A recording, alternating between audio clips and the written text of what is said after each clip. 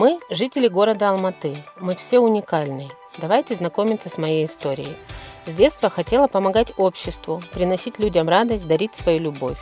Я Вероника Стасовна, основатель волонтерской организации «От сердца к сердцу». Волонтер – это не работа, не хобби, не увлечение, это призвание. Я считаю, что каждая личность имеет право решать свою судьбу, и думаю, мы должны двигать нашу страну на более высокий уровень развития. Должны воспитывать и прививать патриотический дух у всех людей на своем примере. На примере волонтеров, проделывающих большую работу.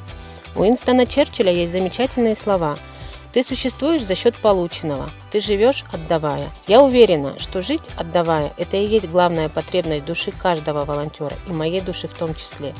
А волонтерство – один из немаловажных прогрессивных двигателей, которые делают наше общество совершеннее.